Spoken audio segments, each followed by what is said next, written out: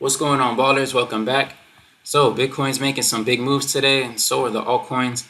We have Popcat up 13%, PayPay up 8%, we have Polygon up 11%, and Dogecoin up 5%. On CoinMarketCap, the Fear and Greed Index is at 33%, so not moving too much. Bitcoin up 4%, it's at 60,333. Ethereum at 2,449.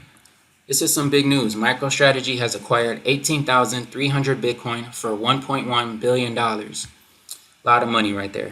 BlackRock promotes Bitcoin as a hedge against global financial disorders, and they go as far as to say, according to them, Bitcoin can act as a hedge against the increasing uncertainty and geopolitical turmoil that's weakening trust in governments, banks, and fiat currencies. After all those years, they said it was useless. Institutions quietly accumulate Bitcoin as new crypto trends gain mainstream attention. And what the institutions think about it is they're fully focused on Bitcoin and Ethereum, making sure that they accumulate as much as possible, and pointing out that institutions are quietly amassing crypto assets. Institutions and market makers have done a phenomenal job to scare the hell out the industry while they accumulate as much Bitcoin and as much Ethereum as possible.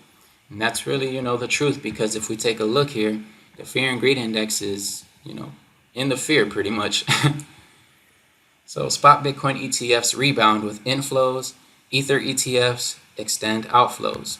And yesterday, on September 12th, Bitcoin ETFs logged net inflows of $39 million, and Ether ETFs had an outflow of $20 million. And BlackRock, really, on the days that there's outflows, they don't really sell. It just kind of stays neutral. On the days that there's inflows, they buy like crazy. Trump plans to launch his son's crypto business on Monday, the 16th, 50 days before Election Day. SEC backtracks. Regulatory body regrets misleading statements on crypto securities.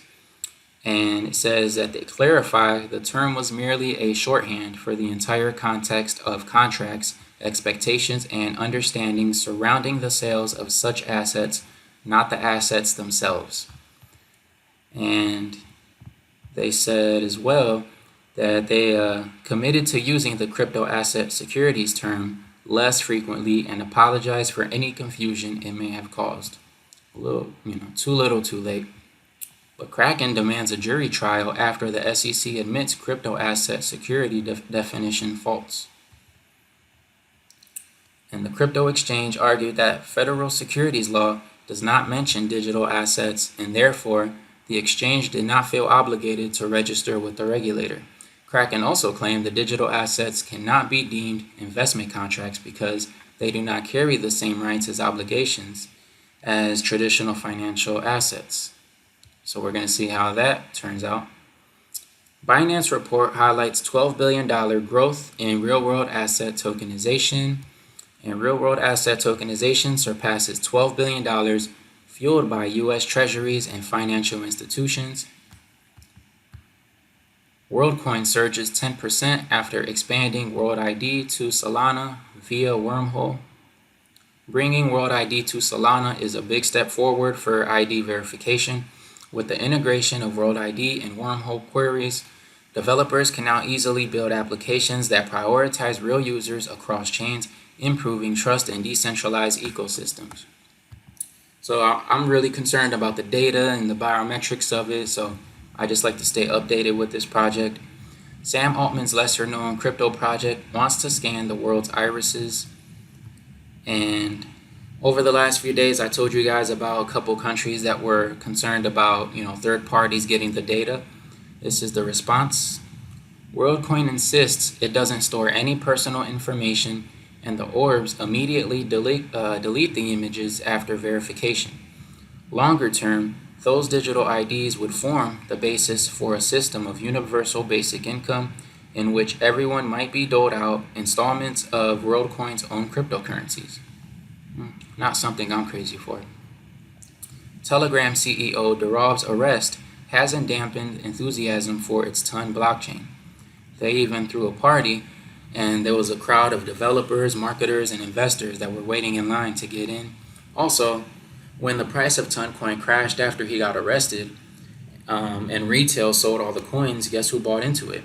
the whales, as always. And also related to Toncoin, a ride-hailing app called Tata integrates Toncoin crypto payments for Singapore rides. Singapore is one of the richest states in Asia. So the Ton Foundation announced a collaboration with Tata, a ride-hailing application in Singapore that will allow users to book rides and pay with crypto. So people try to sell it off real quickly as if the guy had a life sentence, not thinking long-term about the project, realizing that there's a lot of potential with it. Crypto market in jeopardy, rising stablecoin dominance signals instability.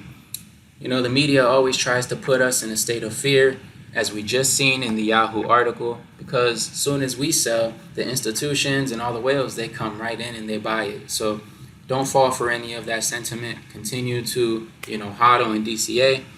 If we take a look here, a little bit unrelated, but this is the price of gold. Gold is reaching all-time highs. I had a couple people ask me if I would rather have gold or Bitcoin. I would say, why not both? They're both great assets, and they can't be printed by the Federal Reserve. The Federal Reserve could just press a button and print $1 trillion at will. You have to mine both Bitcoin and gold.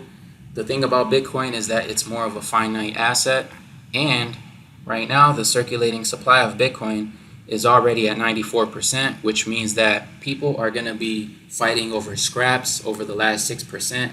There's not much Bitcoin left.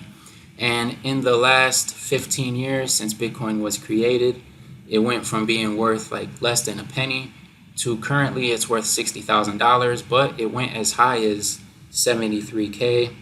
So it went up in value much more than gold. It took gold like 50 years to go up to this point of $2,600. So Bitcoin definitely shows its worth, but gold over thousands of years has held its value.